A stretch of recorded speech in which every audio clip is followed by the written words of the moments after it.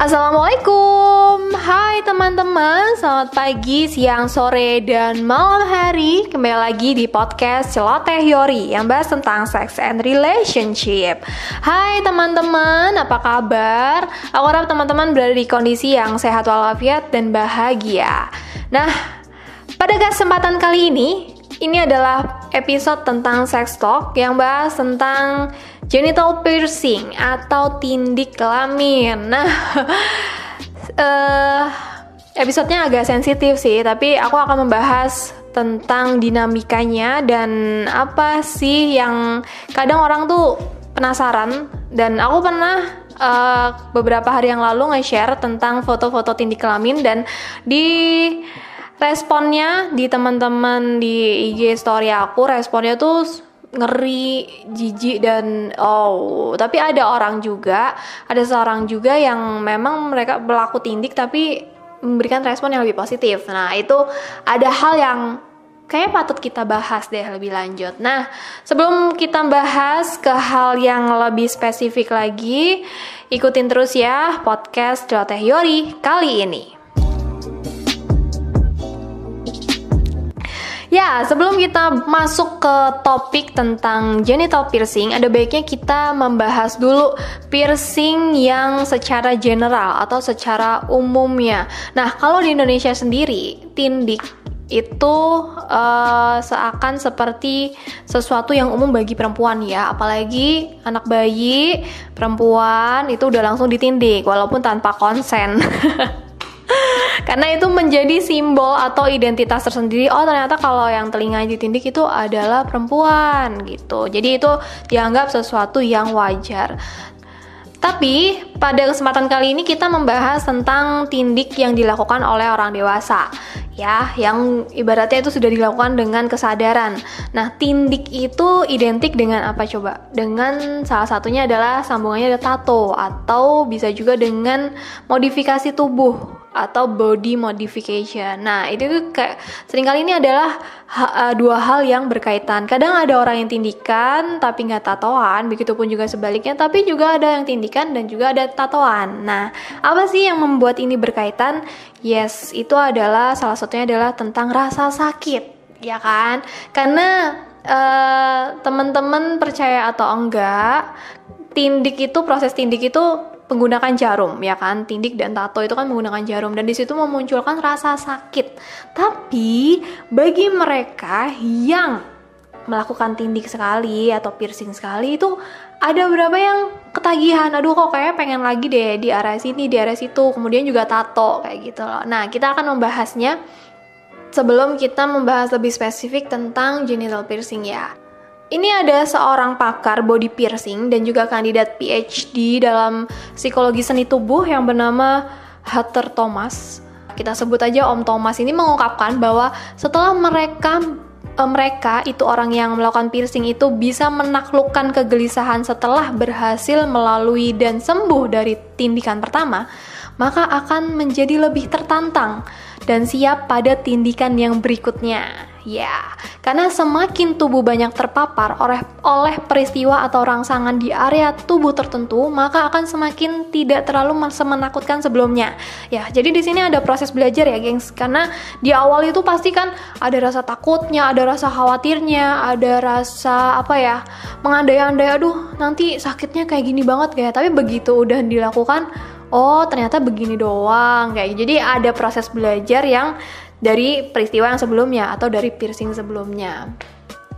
Nah, sebenarnya belum ada nih penelitian pasti yang menunjukkan bahwa rasa sakit akibat tindik maupun tato secara fisiologis akan memunculkan respon ketergantungan.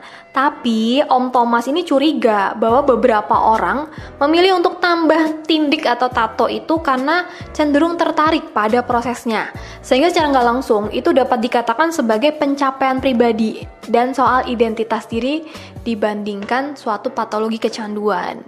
Ya, jadi kadang orang kan punya achievement tertentu ya terhadap hidup ya. Nah, ada beberapa orang yang punya achievement terhadap dirinya sendiri, yaitu achievement tentang menaklukkan rasa sakit ya. Nah, ini karena setiap orang itu kan pasti punya sudut pandang yang berbeda-beda, pengalaman hidup yang berbeda-beda. Jadi memang ini tidak bisa disamaratakan dengan semua orang. Ada orang yang punya achievement terhadap dirinya dia sendiri untuk menaklukkan rasa sakit, tapi ada juga orang yang punya achievement yang tidak terkaitan dengan apa yang dialami oleh tubuhnya. Jadi memang ini beda-beda ya, ini case spesifik. Nah, kemudian ada hal lain lagi nih yang ternyata kenapa orang cenderung ingin melakukan tindik atau tato lagi.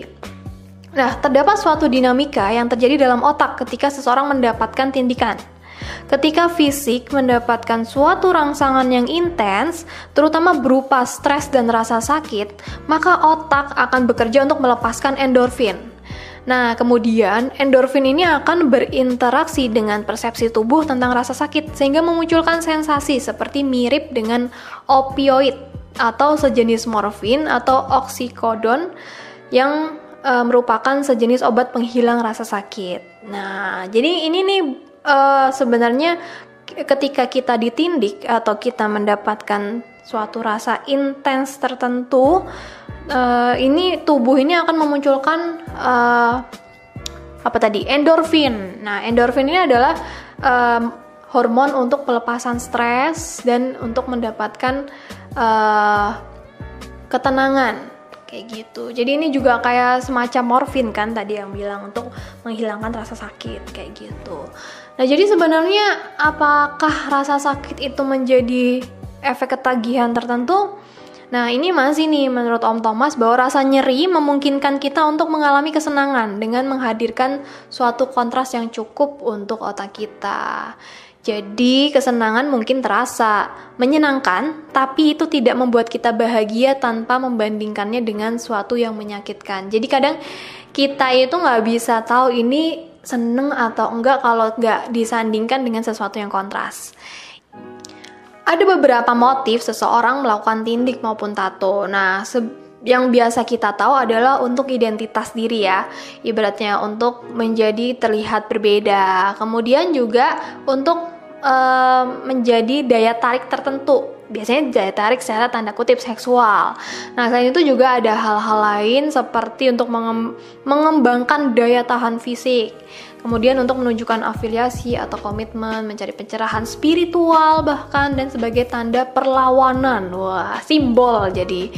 Nah, tadi kan sebelumnya udah aku sebutkan beberapa motif seseorang untuk melakukan piercing atau tato. Nah, ini adalah salah satu motif untuk meningkatkan gairah seksual atau kepuasan seksual, yaitu adalah genital piercing. Nah, genital piercing ini biasanya disebut dengan intimate piercing. Berbeda dengan jenis tindikan umumnya, biasanya seseorang melakukan tindik genital lebih untuk mengekspresikan diri secara seksual dan meningkatkan kepuasan seksual mereka sendiri ataupun dengan pasangan. Nah, bagi laki-laki dan perempuan tentu beda ya. Tapi ada beberapa jenis piercing yang menjadi andalan, baik di laki-laki maupun di perempuan. Nah, kalau di laki-laki, jenis tindikan yang menjadi andalan adalah Prince Albert. Nah, sedangkan kalau di perempuan, itu ada beberapa, salah satunya adalah Princess Diana. Nama piercingannya ya, jenis piercingannya. Nah, jadi ada penelitian juga nih yang menyebutkan bahwa sebagian besar penindik kelamin di antara 73-90% melaporkan bahwa senang dengan keputusan yang diambil. Bagi kebanyakan mereka, manfaat peningkatan kepuasan seksual yang dirasakan tampaknya lebih penting daripada resiko yang berpotensi muncul. Nah, selain itu, di tahun 2009 juga ada penelitian lanjutan bahwa ternyata tidak hanya meningkatkan kepuasan seksual aja, tapi juga dengan tindik kelamin itu membuat seseorang itu merasa jadi unik dan membantu area genital terlihat lebih baik. Ya, ini ada beberapa motifnya ya, tapi balik lagi bahwa di samping peningkatan kepuasan seksual tentu aja ada resiko yang mengikuti. Karena ini di area kelamin, maka peningkatan terinfeksi IMS atau infeksi menular seksual itu juga besar. Karena namanya piercing itu kan pasti ada bukaannya, ada luka juga ya. Dan ketika aktivitas seksual itu ada gesekan dan sebagainya, itu juga punya potensi IMS juga cukup besar. Kemudian juga penggunaan kondom pun itu juga dirasa agak menyulitkan. Biasanya ini bagi laki-laki karena nanti kondomnya nanti rentan sobek. Nah itu. Nah jadi memang ini sebenarnya aku belum pernah wawancara langsung ya dengan mereka yang punya tindik kelamin, tapi ini aku berdasarkan riset bahwa ternyata mereka yang melakukan tindik kelamin itu punya kepuasan seksual tersendiri karena ada area-area tertentu yang mendapatkan stimulus lebih intens dari yang tidak menggunakan piercing. Tapi kembali lagi, keputusan untuk melakukan piercing pada alat kelamin itu perlu benar-benar dipikirkan secara matang, karena bagi mereka yang melakukan piercing, baik itu di kelamin ataupun di bagian tubuh lainnya yang hanya karena ikut-ikutan, itu dilaporkan lebih menyesal ya, karena motivasinya eksternal. Beda lagi dengan mereka yang udah merenungkan, udah memikirkannya matang-matang bahwa wah kayaknya memang sudah saatnya saya melakukan piercing, apalagi piercing di kelamin kayak gitu. Jadi itu tingkat kepuasannya, baik itu kepuasan secara seksual atau kepuasan secara diri sendiri, itu juga lebih tinggi. Ya, begitulah adalah penjelasan tentang genital piercing. Tapi sebenarnya di Indonesia sendiri aku nggak tahu ya, mungkin ini adalah sesuatu yang masih jarang. Tapi bagi pengguna piercing sih sebenarnya ini udah sesuatu yang sudah umum sih, tapi karena lebih banyak mereka yang tidak melakukan piercing daripada yang melakukan piercing, jadi ini dianggap sesuatu yang aneh. Ya ampun, itu kok bisa kepikiran ya alat kelamin kok di piercing segala macam. Nah, jadi buat teman-teman silahkan berikan komentar apakah teman-teman suatu saat nanti tertarik melakukan tindik di bagian kelamin, atau memang kayaknya masih banyak cara lain deh untuk meningkatkan kepuasan seksual. Silakan drop di komen, aku juga penasaran sih dengan komentar atau respon dari teman-teman. Atau bagi teman-teman juga yang sudah pernah melakukan body piercing di bagian kelamin dan saat ini juga masih ada piercingannya, bisa silahkan komen atau sharing apakah memang benar ini meningkatkan kepuasan secara seksual atau ini hanya sebagai ya jadi unik aja dan berbeda aja kayak gitu. Ya, aku tunggu ya teman-teman komentarnya atau sharingnya, bisa di komen atau di Instagram aku di @celotehyori_ atau silahkan di mana aja.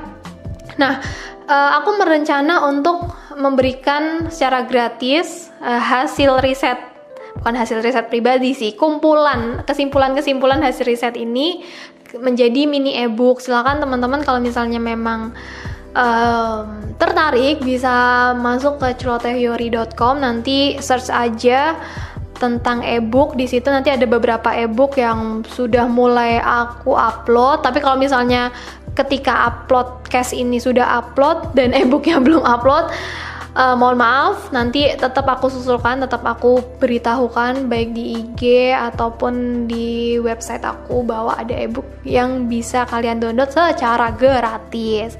Oke teman-teman, terima kasih ya yang sudah mendengarkan podcast ini sampai selesai. Semoga ini menjadi kebermanfaatan baru untuk teman-teman, walaupun ini topiknya agak sensitif ya, atau tabu topik, nggak apa-apa. Ini bisa jadi bahan pertimbangan nanti di ke depan, di tahun-tahun depan, apakah memang jadi kepikiran pengen body piercing atau enggak, nggak apa-apa, silahkan. Oke, terima kasih. Semoga ini bermanfaat dan sampai jumpa di episode Celotehyori berikutnya. See you, bye!